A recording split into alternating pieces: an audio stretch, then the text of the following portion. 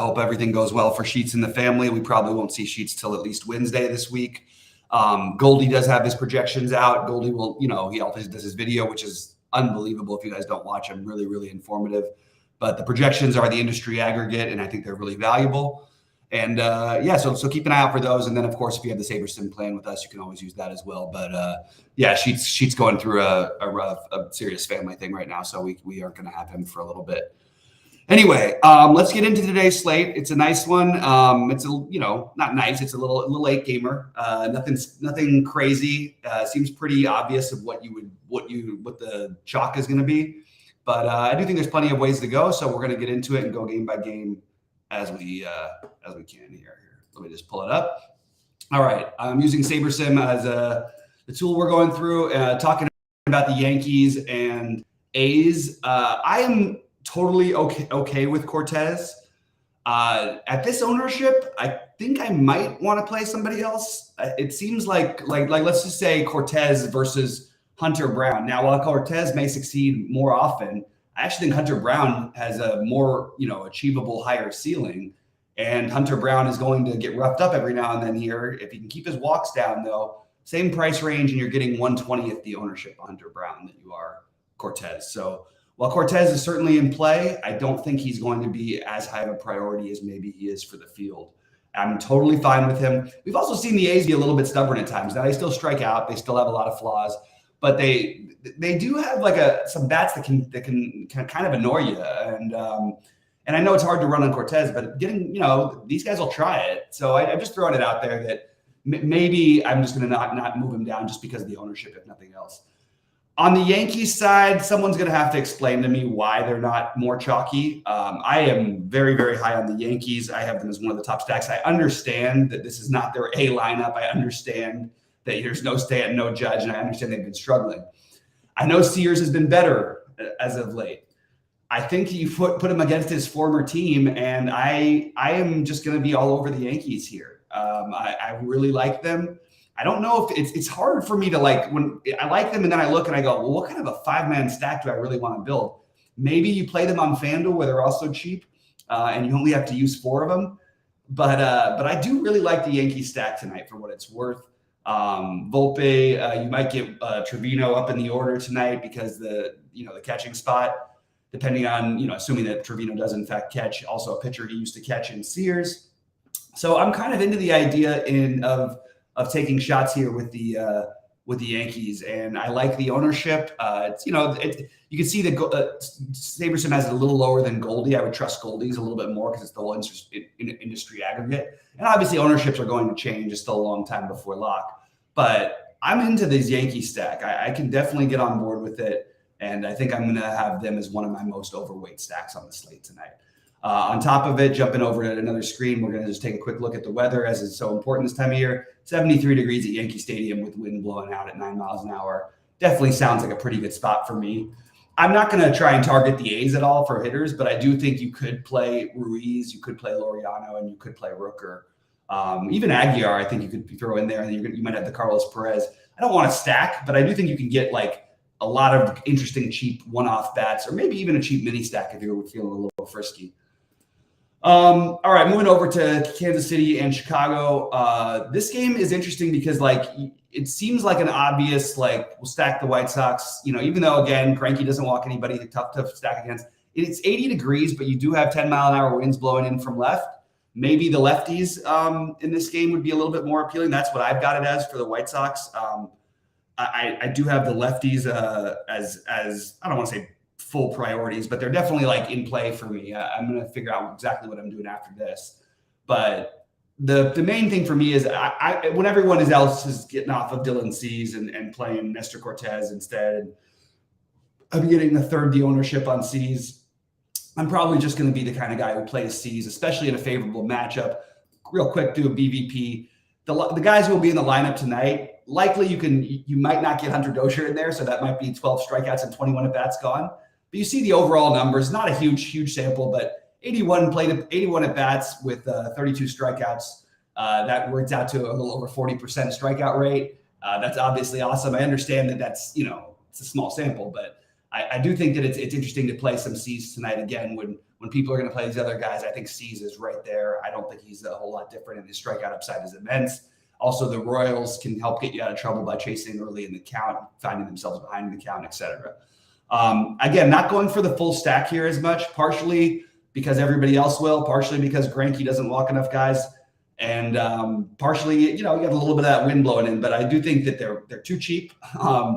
Benintendi, I mentioned I like the going for the lefties. Benintendi, Grandal, Gavin Sheets, and then the righties that I'm most interested in would be Luis Robert and Tim Anderson.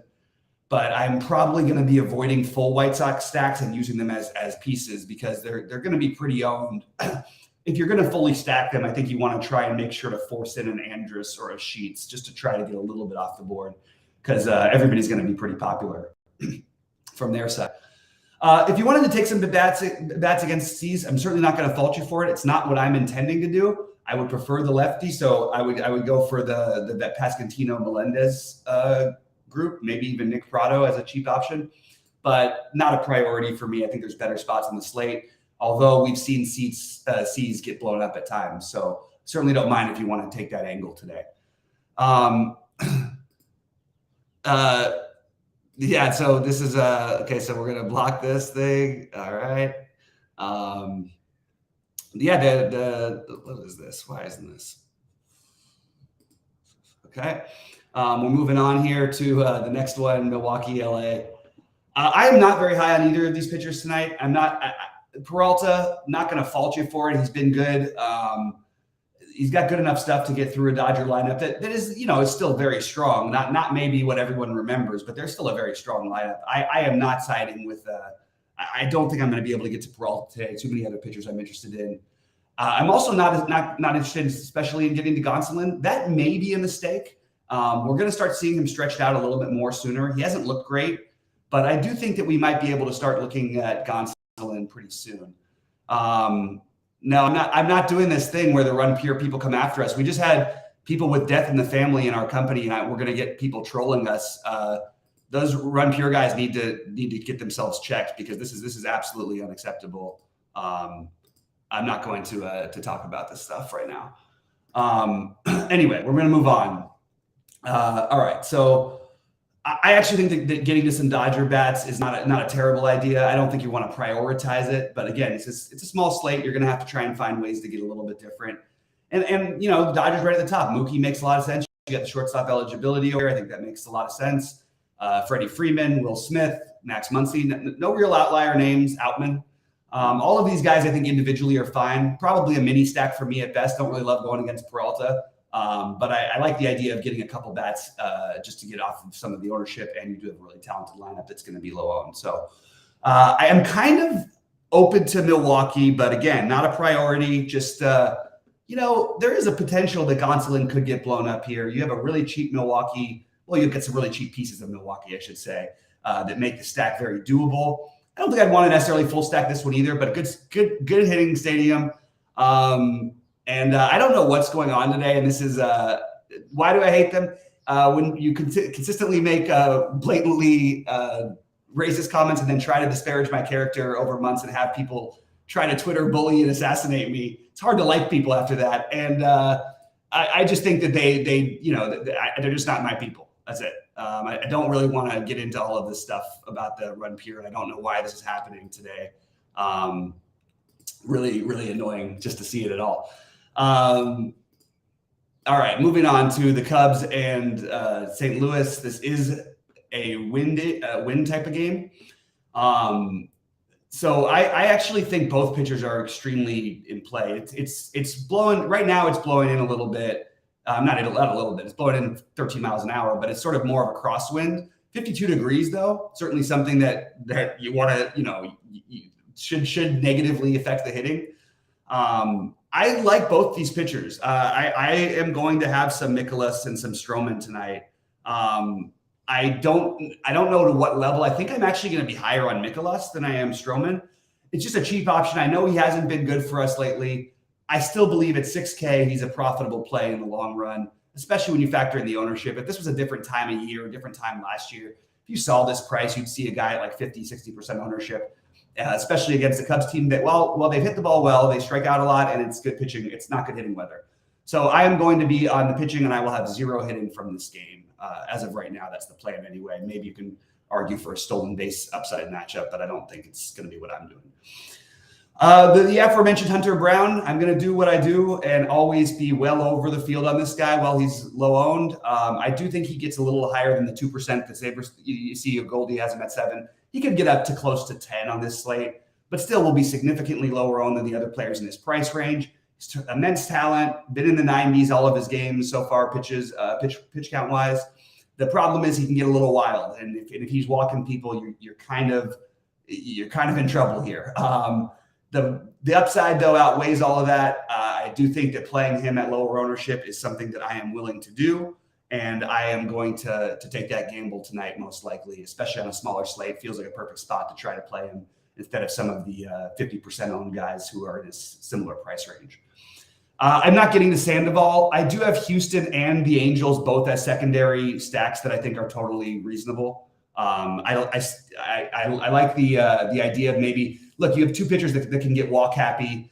And then you've got in Anaheim today, it's going to be 64 degrees, 10 miles an hour blowing out. Nothing ideal, just decent enough. And I think that you can definitely stack at a pretty low ownership. So both LA and Houston are interesting to me from that perspective. So the walk happy pitchers is the main reason why you'd be looking to stack here. And I think that people aren't going to. So I am completely on board with going for low owned stacks in baseball. Both of these teams will be extremely low owned.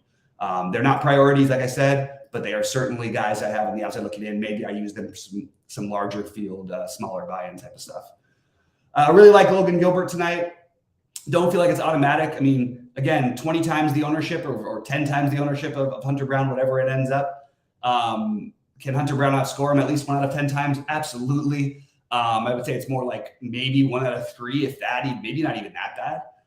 So I like the idea of Gilbert, Brown, Cease as sort of my core along with Gallen, but I like getting the Brown in there just because of the low ownership. Anyway, Gilbert's going to be popular, and I think you can totally play him. I actually think John Gray is not as bad a play as maybe he looks like on paper, and I'm also not as high on Seattle as the run total and as from what I was hearing earlier on some shows that it sounded like people were going to like Seattle today. I'm not all that interested, but I understand it. If you want to go ahead and do it, that's fine. It's just not what my priority is. I actually think John Gray is reasonable, but I'm not going to be playing him probably today. I probably am spending a little further down or a little further up. All right, Miami and Arizona. Braxton Garrett and Zach Gallen. Zach Gallen, I'm expecting to be, by the end of the day, either the highest owned pitcher or second highest owned pitcher on the slate. Really like Zach Gallen. He's been awesome all year long. He's part of the 4-man core. I'll be using most of my pitchers today. I think he's a very, very reasonable option. At the same time, I like Arizona a lot. They're a little easier to get to on FanDuel just because of some of the pricing. And then you've got Carroll like 5,700 in the lefty-lefty matchup. Marte's really expensive. It's totally a solid stack. I do have them as one of the priorities, and I want to get after them. Even if I don't fully stack it, I certainly like a little 3 or 4 man. You've got both the cheapish third baseman in Rivera and Longoria. Again, I like the pricing a little better for some of these guys on FanDuel, but you can still you can still find a way to get to them for sure on DraftKings. And keep in mind, there's going to be some pinch hit risk for a couple guys here. Guys like Rojas aren't going to be starting probably. So just keep that in mind. That you especially like, I guess it would be Thomas and Ahmed maybe, who would be, yeah, Ahmed and Thomas would probably be, and then you get Perdomo back in. Yeah, there's a few guys that could get pinch hit for tonight. So just keep that in mind. I am mostly stacking the top of the order anyway, and those guys have some risk too, but a little less risk than the bottom of the order. Washington, San Francisco. I am very high on San Francisco until I saw the ownership today, and it always makes me nervous when I see a popular, chalky San Francisco Giants team in San Francisco playing in 56-degree weather. I like the Giants. I don't know how else to say it. I do think that they are one of the best stacks in the slate. They're going to be popular, so you're going to need to find some low-owned business to find with them. I don't think that you want to. I don't think that you want to go like. I don't know. It just feels like to stack a bunch of guys in the double-digit ownerships in that kind of weather feels like a little bit weird. But if it's really true that only 4 guys over 10%, including guys like Haniger, who assuming that he's in there, you get cheap. You also have like, Bart at 2,400. So there's some cheap options too. Conforto should be a lower owned option. That's something I wouldn't mind doing. But it does feel like a spot where it's a really good spot for San Francisco. Just when the chalk goes that heavy in that direction, it's always a little bit of I don't know which way I really want to play it situation for me. I like DeScalfani. He's on my list as well. He's a little notch below the other guys, but I may change my mind by the end of the day on that. The DeScalfani, Stroman, Mikolas, those are sort of the guys just a little bit on the outside looking in right now for me. Actually, Cortez is even a little bit one of those guys too. And the priority pitchers for me are going to be Gallen, Gilbert, Hunter Brown, and Dylan Cease, along with one of Stroman, Mikolas, DeScalfani, Cortez. Those guys are like on the side tier. I've got my top 4, and then I want to mix in some Stroman, Mikolas, DeScalfani, and Cortez. Favorite stacks. I happen to like the Yankees, Giants, Diamondbacks tonight.